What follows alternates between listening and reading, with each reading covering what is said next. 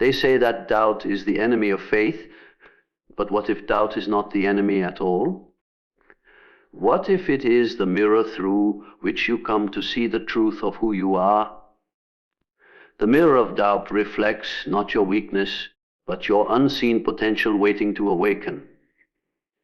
It shows you every fracture, every hesitation, every unanswered question within you, not to destroy you, but to demand your honesty. Because when no one believes in you, the first disbelief you must confront is your own.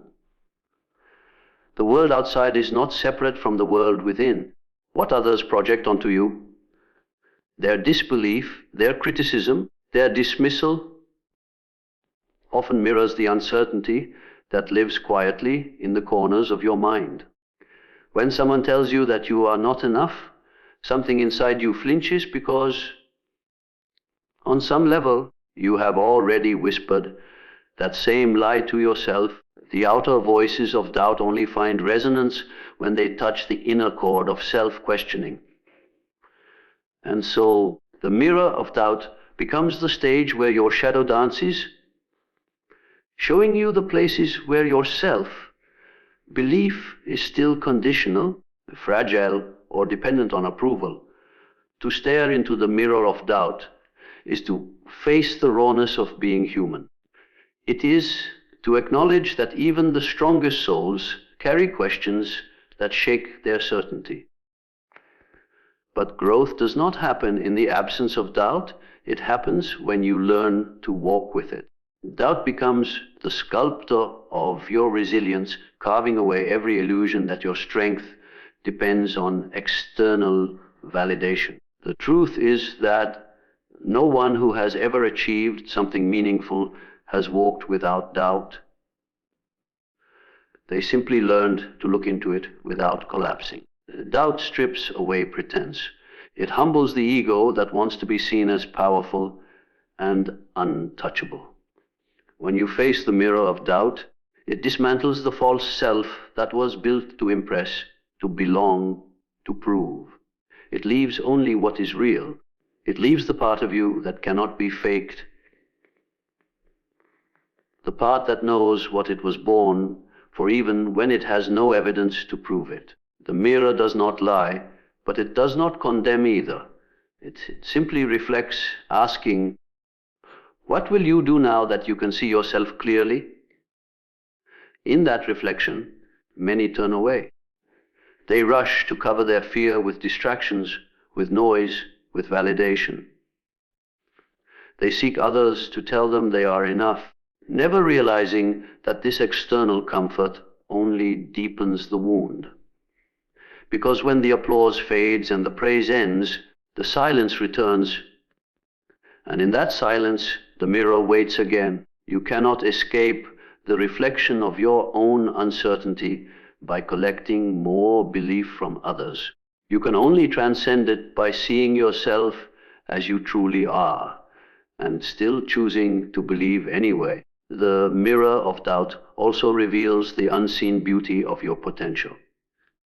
When you look closely, you'll notice something extraordinary, that every doubt contains within it a seed of truth trying to emerge. Doubt says, are you sure you can? Not to mock you, but to invite you to prove it to yourself. It tests the strength of your conviction, the depth of your why, the purity of your purpose. Without that friction, belief would remain shallow, untested, unrooted, easily shaken by the first storm. Doubt makes belief real. It forges it through resistance. In this sense, doubt is not the opposite of faith, it is its catalyst. To have faith is not to be free from doubt.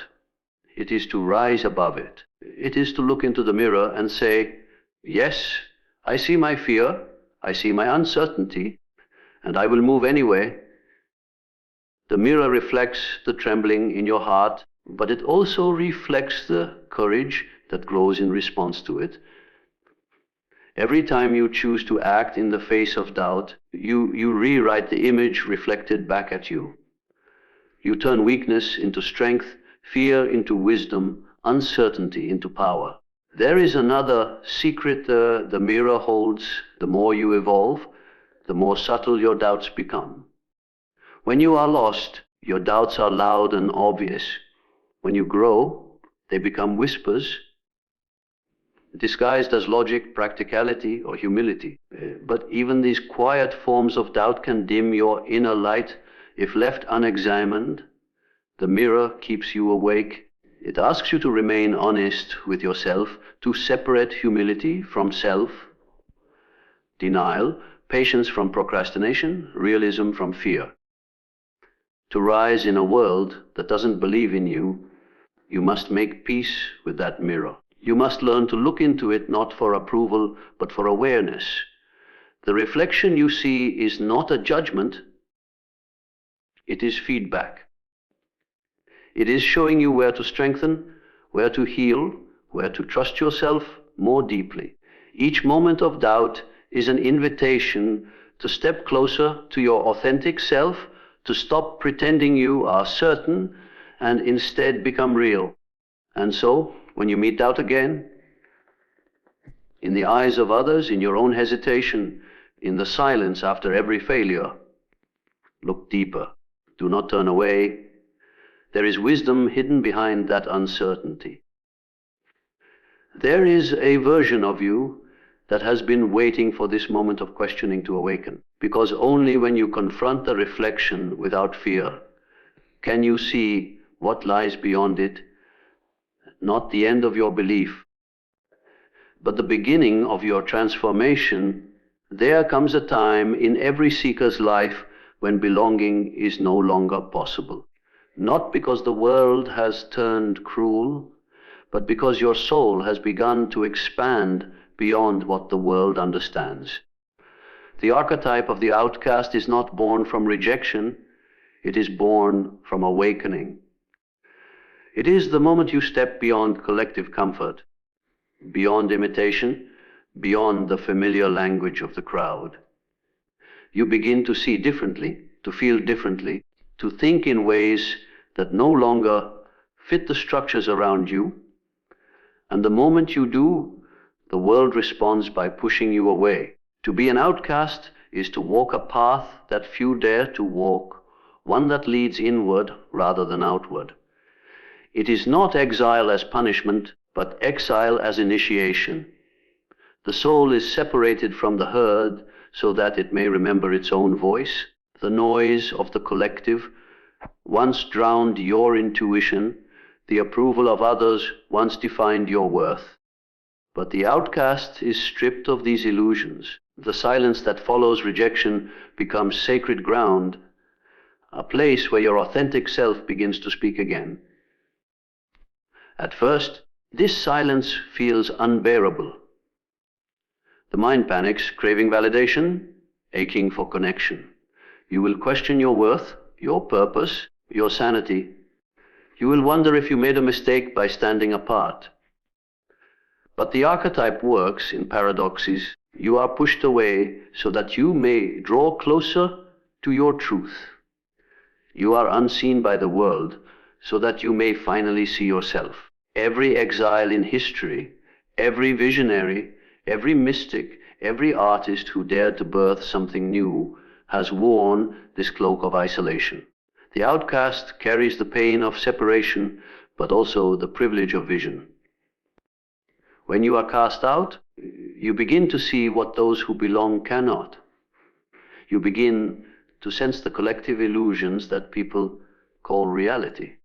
You see how conformity keeps people safe but small, how they trade authenticity for acceptance. The outcast no longer fits because they have outgrown the lie. They can no longer play a role in a script that no longer makes sense. And so they walk alone, misunderstood by those who are still asleep. But it is in this misunderstood solitude that the outcast discovers their original power. You start to realize that the rejection you experienced was not personal. It was symbolic. It was life's way of cutting you free from the attachments that kept you bound. Every door that closed was protection. Every person who turned away was a mirror showing you where you were still seeking permission to exist. The archetype does not seek revenge or recognition. It simply understands that being cast out is part of becoming whole. To be whole, you must integrate the parts of yourself that the world taught you to hide. The outcast's path is not glamorous. It is a pilgrimage through shadow and silence. There will be nights when you will question your purpose, when the loneliness will feel endless, when you will envy those who can still find comfort in belonging, but beneath that longing lies a sacred truth. You were not meant to belong to the world you came to transform. Your exile is the chrysalis, a space of unmaking where everything falls away. Only through that dismantling can your authentic essence emerge. The outcast archetype carries both burden and gift. The burden is the pain of isolation. The gift is the birth of vision. Because the moment you stop depending on others to see you, you begin to see beyond them. The moment you stop needing to be understood, you begin to understand the world. You see the patterns of fear that keep people asleep, the cycles of control that shape societies, the silent agreements that everyone makes to avoid standing out. You begin to realize that your exile is not a curse. It is a perspective. You are outside, so you can see what is hidden inside. Every culture has mythologies about this archetype. The wanderer, the prophet, the exile, the black sheep. They are the ones who break from the collective dream so that the dream may evolve. They carry the wounds of misunderstanding, yet through their pain humanity learns. They are the threshold dwellers, not fully in the world, yet not detached from it either. They walk between realities, bridging what is and what could be. And though they walk alone, their solitude serves something larger than themselves.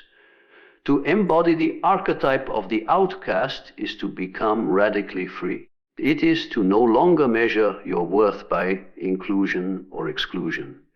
It is to find meaning not in being accepted, but in being authentic. When you reach this point, the opinions of others lose their power. Praise and rejection carry the same weight. You act not to be seen, but to express truth. And in that detachment, you find something rare, peace that cannot be taken, belonging that does not depend on the crowd. Yet, the archetype carries another hidden dimension. When the outcast fully accepts their solitude, the world slowly shifts. People begin to sense the strength in your silence, the light in your difference.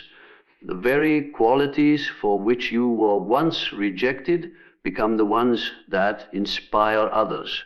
You become a mirror for those who are still hiding from themselves. Your courage to stand alone gives them permission to rise. This is how transformation begins, not through belonging, but through one brave soul willing to stand apart. The path of the outcast asked for surrender. Surrender to solitude, to mystery, to the unknown rhythm of your own becoming. It asks you to trust that the pain of separation has purpose, that the silence has meaning, that the wilderness is not empty, but alive with guidance. When you stop running from your exile, it transforms. You realize that you were never truly outside, you were simply ahead.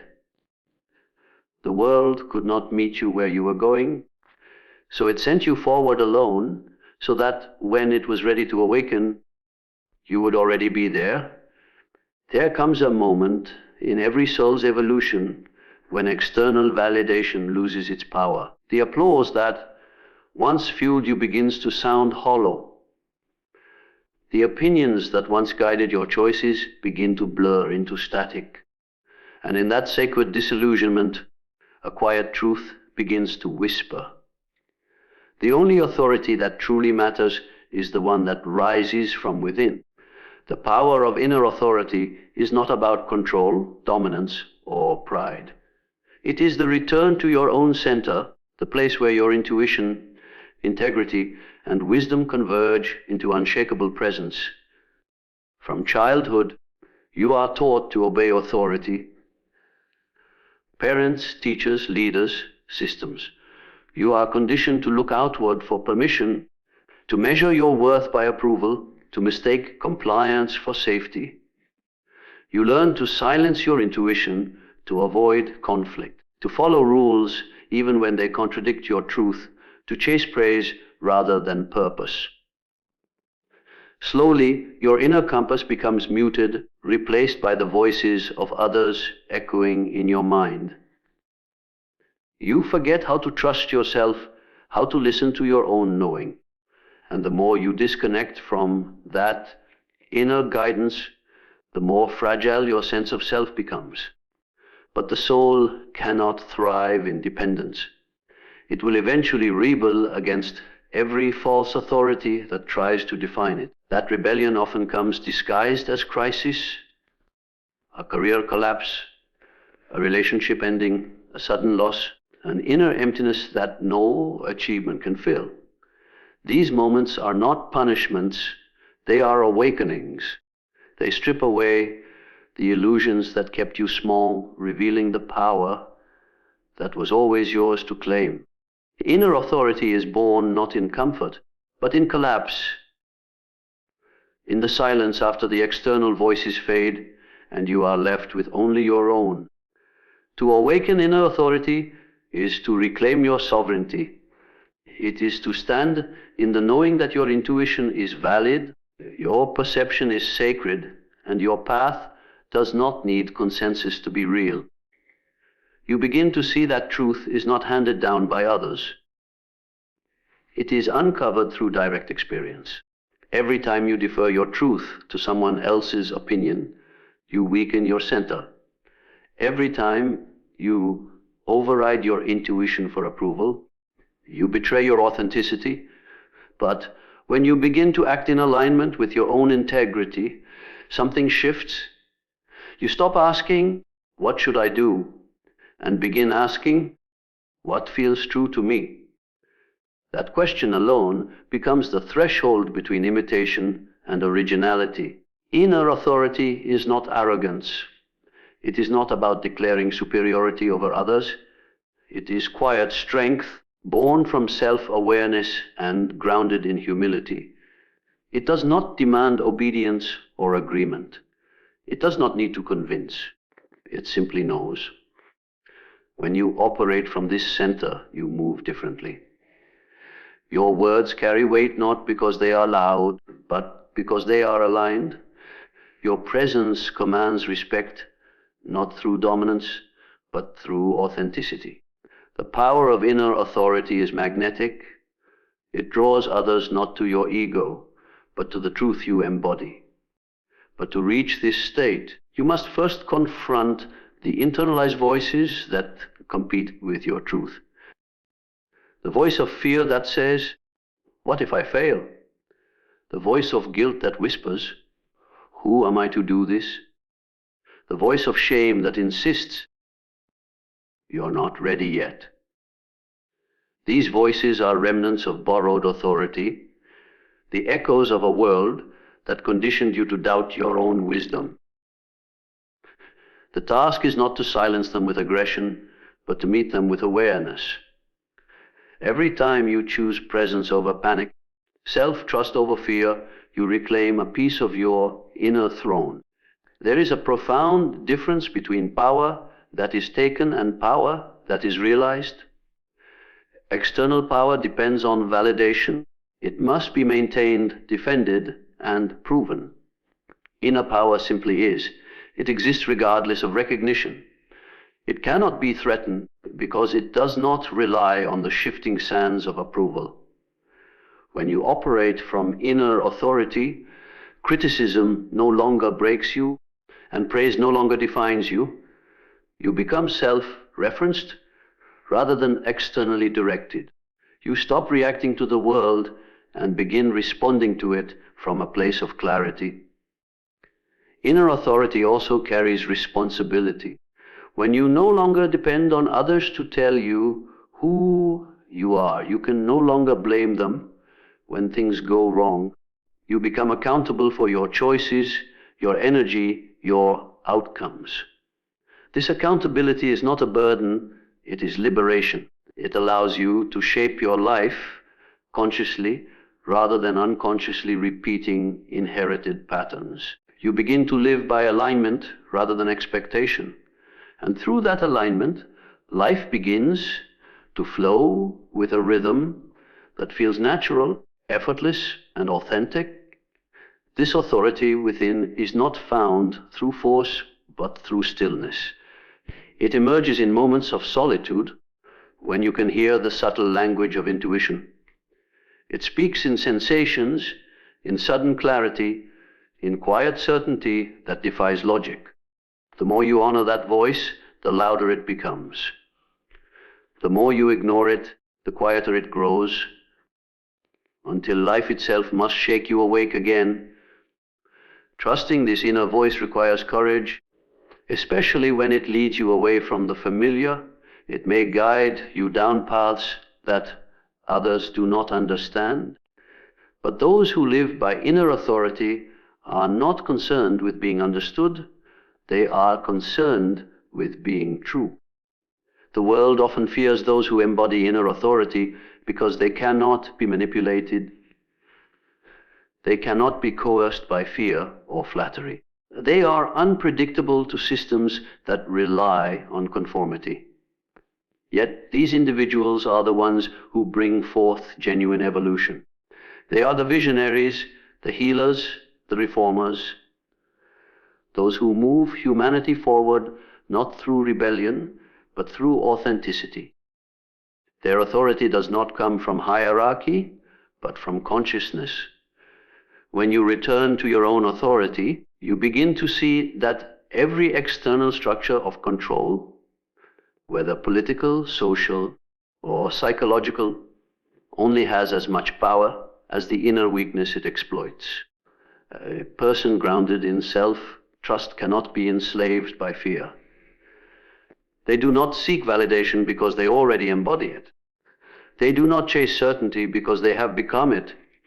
And from that state, you influence the world not by force, but by resonance. The power of inner authority is the final reclamation of your sovereignty, not over others, but over your own being. It is the remembering that the compass you have been seeking outside has always been within, waiting for you to listen, to trust. To follow rejection is one of the deepest wounds the human spirit can feel. It pierces not only the ego, but the identity, echoing through the spaces where love, belonging, and validation once lived. And yet, beneath its sting lies something transformative, a secret doorway to self-realization. The alchemy of rejection is the process by which pain becomes power, loss becomes liberation, and what was once perceived as an ending becomes the beginning of authenticity. Every soul who seeks wholeness must walk through this fire. It is the furnace in which the false self burns away, leaving only what is real. Rejection comes in many forms. The relationship that collapses without closure, the opportunity that slips through your hands, the silence of those who once praised you, the disapproval of those you longed to impress. Each moment of exclusion feels personal, yet it is not. Rejection is the universe's way of redirection. It removes what no longer serves your evolution, even when your mind still clings to it. It is not cruelty, it is correction. It reveals where you have placed your worth in fragile places, in people's opinions, in temporary successes, in borrowed identities that no longer align with your truth. When you experience rejection, your first instinct is to resist it. You replay conversations, analyze every detail, question your worth, and spiral through self-blame. But this reaction is not the truth. It is the ego's response to loss of control. The deeper truth is that rejection dismantles illusions. It shows you where you were still seeking external permission to be who you are. It exposes the parts of you that were still dependent on acceptance to feel valid. What hurts most is not the rejection itself, but the collapse of the identity that relied on it. The alchemy begins when you stop running from that pain, when you allow yourself to feel it fully without justification or suppression. Pain, when faced consciously, becomes revelation. It reveals your attachments, your hidden insecurities, your longing for belonging. It shows you where your self-worth was conditional. In that raw confrontation, you begin to see the invisible chains that kept you small. The people who rejected you were not punishing you. They were participating in your liberation. They pushed you out of the spaces where you were never meant to shrink yourself just to fit in. Rejection burns, but like all sacred fires, it purifies. It strips away illusions that once felt essential. It forces you to stop looking outward and start listening inward. What remains after the flames is truth, a self no longer defined by external validation, but anchored in inner integrity. You start to realize that rejection is not loss, it is clarity. It shows you what no longer resonates with your vibration. It redirects your energy toward people, places, and paths that are aligned with your higher state of being. Every great transformation begins with rejection. The artist whose work is dismissed learns to create for truth rather than applause. The visionary ignored by the crowd learns to walk by intuition rather than popularity. The lover who is abandoned learns to love themselves without condition. Every rejection strips away the illusion that love, recognition, or value can be given or taken by another. It returns you to the only source that never fails, the self. But transformation through rejection is not passive. It demands conscious participation. To transmute pain into power, you must confront the narratives that rejection awakens. I'm not enough. I don't belong. I failed. These are not truths. They are echoes of childhood wounds, the internalized voices of the world that once taught you to seek validation outside of yourself. The alchemist does not suppress these voices, they observe them. They sit in the discomfort until understanding replaces judgment. They realize that every no from the outside is an invitation to say yes to themselves. Rejection also teaches detachment. It reminds you that belonging at the cost of authenticity is imprisonment. It urges you to release your need for control, to surrender to the flow of life's unfolding. You begin to see that every rejection carries intelligence, that what left you was never truly aligned with your essence. You are not being punished, you are being refined. You are being guided toward connections that match your evolution, not your wounds. The ones who cannot see your value are simply not meant to recognize your light yet.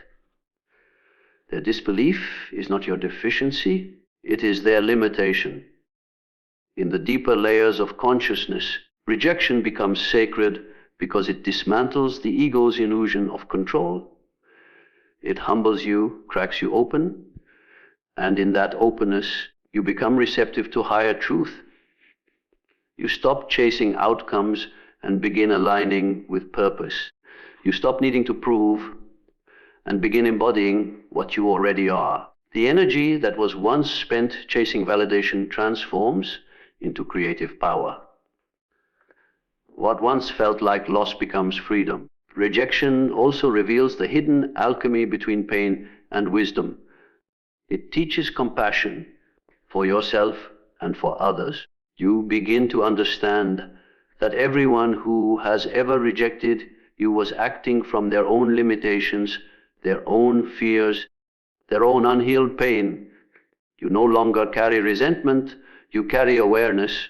This shift in perception is the true gold of alchemy, the transformation of bitterness into understanding, of suffering into strength. Those who have been deeply rejected carry a rare kind of strength.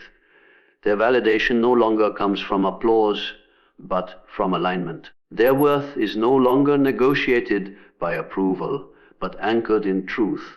They are unshaken by dismissal because they have already faced the fire and emerged whole. Their energy becomes magnetic not because they seek attention, but because they radiate authenticity. They no longer need to be chosen. They have already chosen themselves. And so, rejection becomes not the end of belonging, but the beginning of sovereignty. It becomes the crucible where dependence is burned away and self-trust is born. It becomes the sacred turning point where your wounds cease to define you and begin to refine you. For it is only through the alchemy of rejection that the soul learns its most vital truth, that it was never meant to be completed by acceptance, but revealed by loss. There are moments in life when belief shatters, when everything you once trusted collapses under the weight of disappointment, when faith, once bright and unshakable, flickers into silence. You stand in the ruins of what you once thought you knew about others, about life, about yourself. It is in that still, devastating moment that something sacred begins the rebirth of belief. For belief to be real must first die. It must be stripped of illusion, of dependency, of inherited certainty. What is reborn is not blind faith, but awakened knowing, a belief that no longer leans on validation, but rises from the soul itself. The death of belief feels like betrayal. You lose faith in people, in systems, in promises, in the narratives that once gave you comfort.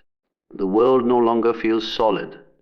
The heart no longer trusts its own intuition. You begin to doubt everything, your purpose, your worth, your path. But this death is not destruction, it is purification. It is life's way of removing the false structures upon which your faith was built. You cannot evolve while your belief still depends on certainty. You must unlearn what you were taught to trust before you can rediscover what is truly trustworthy within. For most of your life, belief is borrowed. It comes from parents, culture, religion, mentors, or the collective voice of society.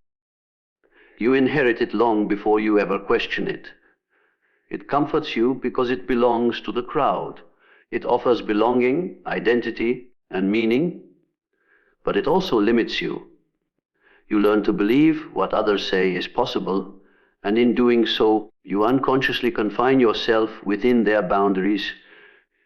The borrowed belief keeps you safe but small, and then something happens, a loss, a failure, a heartbreak, a crisis, that tears the mask away. What once worked no longer does. The collective story no longer fits your individual soul. The collapse begins. In that collapse, everything feels uncertain. You feel as though you are falling through emptiness with nothing to hold on to. But this void is sacred. It is the womb of transformation. It is the space where all false certainty dissolves, where belief is reborn, not as repetition, but as revelation. The mind fights to rebuild the old structures, to find new certainties to cling to. But the soul knows that rebirth cannot happen through reconstruction. It must emerge from surrender. The death of old belief is not a failure of faith. It is the precondition for true faith to arise. The rebirth of belief begins quietly. It does not come through grand declarations or sudden enlightenment. It begins as a whisper, a faint knowing that there is meaning beyond the chaos, that even the fall has purpose. You start to feel a subtle pulse of truth beneath the confusion. You begin to trust your own perception again, not because someone told you to, but because it feels undeniably alive. This new belief is not dependent on evidence. It does not demand proof. It is experiential, an inner recognition that life is intelligent, that consciousness is evolving, that every loss conceals instruction. Belief reborn is humble. It no longer needs to be defended. It is not ideology or dogma, but an open awareness that life itself is the teacher. It does not close around conclusions. It expands into curiosity. You begin to see that the purpose of belief was never to hold you captive, but to guide you to the point where you could finally let it go. When you stop needing belief to protect you, it transforms into truth that liberates you. The old belief told you to trust others before yourself. The new belief begins with inner authority. It tells you that truth is not something given to you. It is something revealed through you. You begin to realize that you can believe in your intuition, in your strength, in your capacity to evolve. You no longer look outward for validation. You begin to listen inward for resonance. What once required external confirmation now emerges from inner alignment. The more you follow this inner guidance, the more your life synchronizes with meaning. Belief becomes less about what you think and more about what you embody. The rebirth of belief also changes your relationship with pain. You begin to see that suffering was never meaningless. That rejection, failure, heartbreak, and loss were not punishments, but initiations. They stripped away false layers so that truth could emerge. You realize that life has never betrayed you. It has only been trying to wake you. The same force that broke your old faith is the one building your new strength. The same collapse that emptied you is the one that made room for clarity. You begin to trust the process itself. Reborn belief carries a different energy. It is quiet, unshakable, and rooted in presence. It does not need to predict the future or understand every detail. It simply knows that whatever happens, you will not lose yourself again, because now your belief is not in outcomes, but in essence. It is not in people's promises, but in your capacity to meet life as it unfolds. You begin to see belief as a living thing, constantly evolving with your consciousness. It breathes with your awareness, expands with your courage, and strengthens with your honesty. The one who has never lost belief may speak of faith, but the one who has watched it die and rise again carries wisdom. Their belief is not an RV, it is earned. It has been tested by silence, purified by despair, and rebuilt on the foundation of truth. Such a person no longer fears uncertainty. They no longer panic when old systems collapse. They know that beneath every ending lies the pulse of rebirth. To experience the rebirth of belief is to rediscover the sacred within yourself. It is to realize that you are not a follower of truth, but a participant in it. You become both the question and the answer, both the seeker and the sought. You no longer wait for belief to come from outside, you generate it from within. It becomes the fire that lights your path, the quiet certainty that no rejection, no loss, no darkness can extinguish. Because the belief that is reborn through pain no longer depends on being believed by others. It simply exists as the living proof of your becoming.